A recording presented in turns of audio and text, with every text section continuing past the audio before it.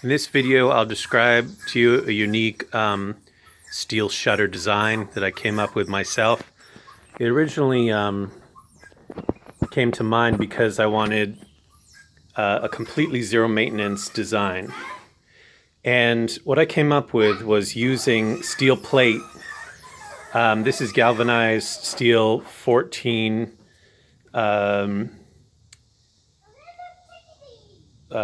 what do they call it for thickness? The 14 gauge thickness.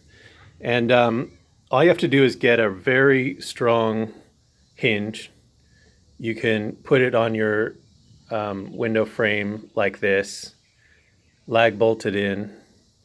And the difficult part is how to attach this hinge with the steel plate that you've purchased. You can purchase online and have them cut the plate to whatever size you need. You just go online and get metals.com or whatever to ship you the plates to your exact specs.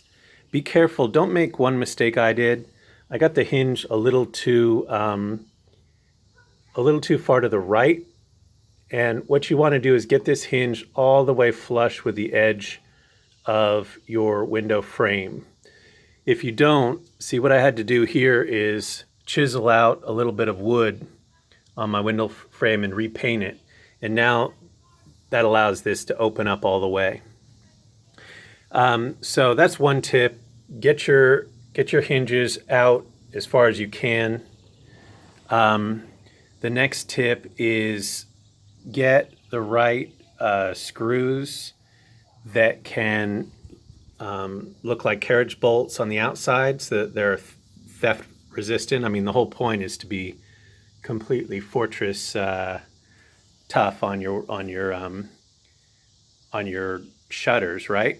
I mean, nothing can get through these shutters once they're closed. I've got just a little slat there for what they call a hasp, and you put one hasp in each of the shutters. And then you can lock the two hasps together, just like you see on this one. Another tip, a tiny mistake I made here on my first try is this hasp is slightly higher than the other.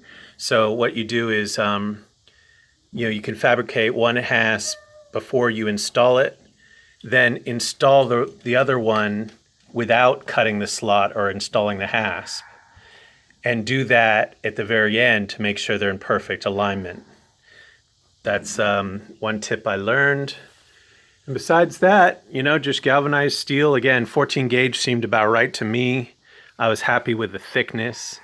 The things are heavy. You need two men to hold up this thing while you put the hinge on.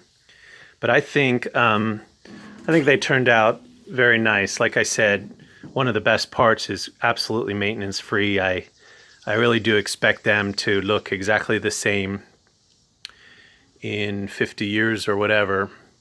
I kind of like the industrial look of it. The steel comes from the shop with a little bit of scratches, a little bit of wear and tear, and that's the look that I'm happy with. I don't want some perfectionist look so that if my kid throws a baseball at it or scratches it, I'm going to cry. I like a look that is kind of rustic. And the last thing about these shutters is, one of the reasons I came up with this super flat shutter design is it allows you to use normal hinges. You'll notice if you ever go shopping for real shutters, you have to get very specialized hinges that are quite expensive. And that's because of the thickness of the shutter itself. You need the hinges need to throw the shutter out away from the window somewhat to get some space. But if you get shutters that are this thin, you don't have to deal with any of that. You can just get a regular old hinge from Home Depot. They're pretty cheap. You get the galvanized ones. And the only tool I needed, was a drill press to get those holes through the steel. and maybe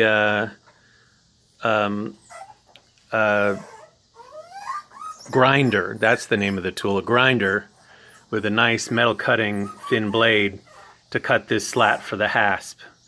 And then the hasp can just get screwed in from one side with a nice safety screw. These master hasps, produced by the same company that makes master lock, came with their own kind of carriage bolt style screws or bolts, and those are great for the exterior look. This one here is actually called a screw pillar, and I ordered these online. They're also fairly theft resistant. You know, the kind of bolt or screw you use is pretty important to shop around for. Make sure it's stainless or galvanized, and then you can have a zero maintenance shutter. Good luck.